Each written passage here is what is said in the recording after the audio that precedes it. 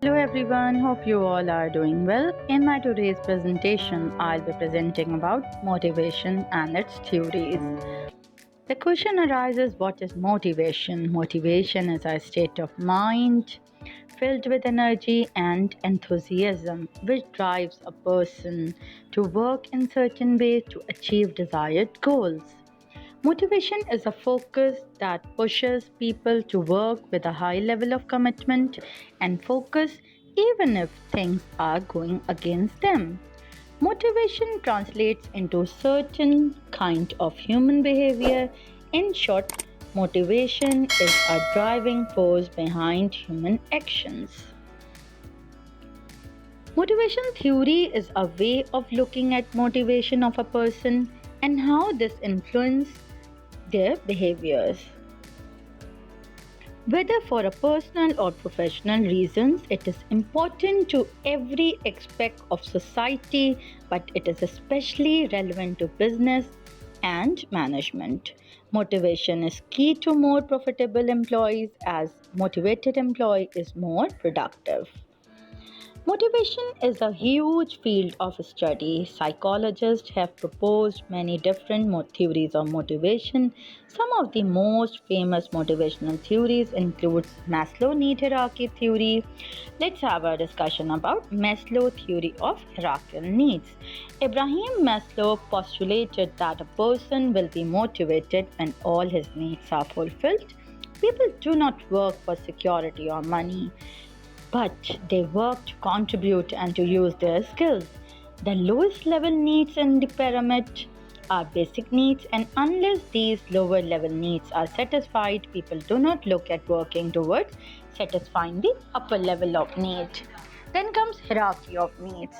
Basically, the hierarchy of needs start with the basic needs, that is called psychological needs, are the basic needs for survival, such as air, sleep, food, water, clothing, shelter. Then comes safety needs, protection from threats, deprivation, and other dangers, including health, security, employment, and property. Then comes social needs, belongingness and love, the need for association, affiliation, friendship, and so on. Then comes self-esteem needs, the need for respect and recognition. The last need is self-actualization need, the opportunity for personal development, learning, fun, creative, and challenging work. Self-actualization is the highest level of need to which human beings can aspire.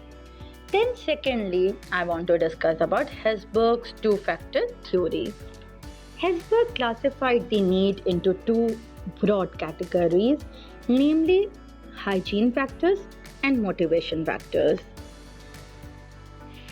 Hesberg two-factor theory is basically based on hygiene factors and motivation factors. Poor hygiene factors may destroy motivation, but improving under most circumstances will not improve team motivation.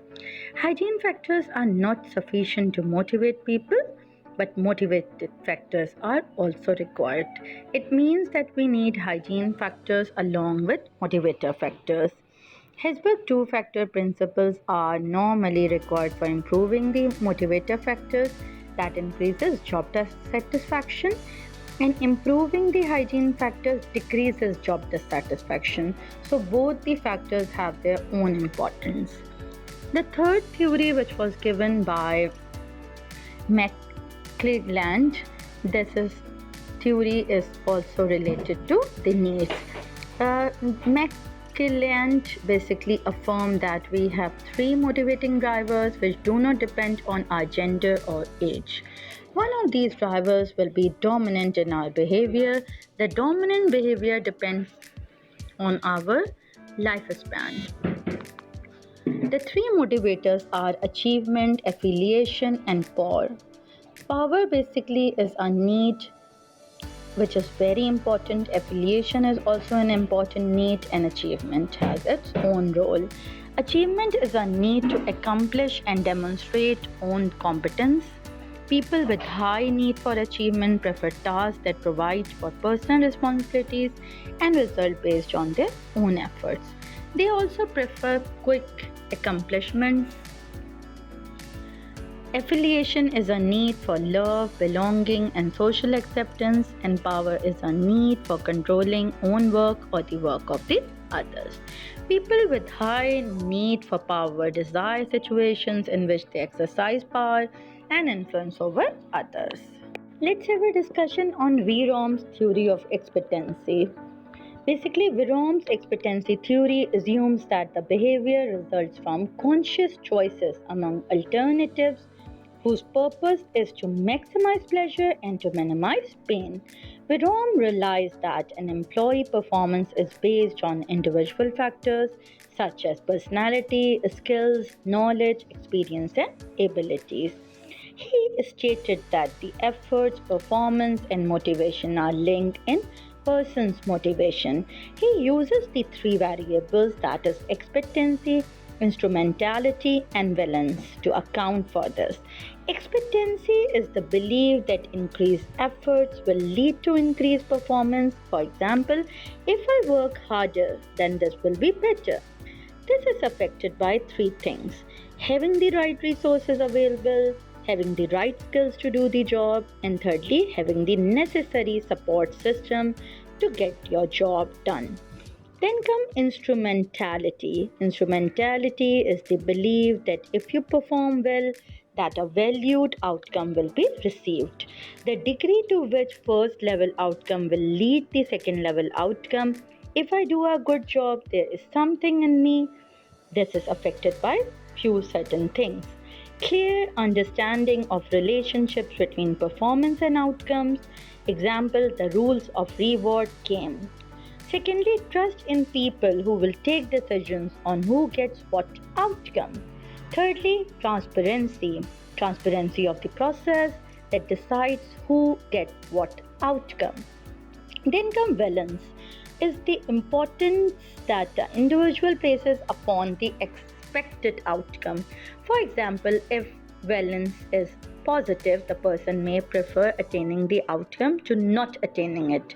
For example, if someone is mainly motivated by money, he or she might not value offers of additional time off. The three elements plays a very important role behind choosing one element over an other element. So we can say that each theory of motivation play its own role. So we can say having at a glance of expectancy theory would seem most applicable to the traditional attitude work situations where how motivated the employee is depends on whether they want the reward on offer for doing a good job and whether they believe more effort will lead to that reward. However, it could equally apply to any situation where someone does something because they expect a certain output. For example, I recycle paper because I think it is important to conserve resources and I take a stand on environmental issues as a valence. I think that more effort I put into recycling, the more paper I will recycle. That is expectancy. And I think that the more paper I recycle, then less resources will be used. This is instrumentality. Thus, I can say Verom's expectancy theory of motivation is not about self-interest in rewards, but about the association people make towards expected outcome. In the end, I want to discuss another theory that is called maggregorys theory of X and Y. Basically, theory X and Y were explained by MacGregor in his book, The Human Side of Enterprise, and they refer to it to related to the two styles. X represent authoritarian and Y represent participative. Managers who accept this behavior believe that if you feel your team member dislike their work and have little motivation, need to watch every minute and are incapable of being accountable for their work, they avoid their responsibility, which is related to theory X. And theory Y, managers who expect this theory believe that people are willing to do work without supervision. They take the pride, they see it as a challenge and want to achieve more They can direct their own efforts, and these managers used a decentralized participative management style. So, these all theories play a very significant role of motivation, and I would appreciate if you people can take any project and relate these theories which I taught you today. That is all from my side. Thank you so much. Have a good day. Allah Hafiz.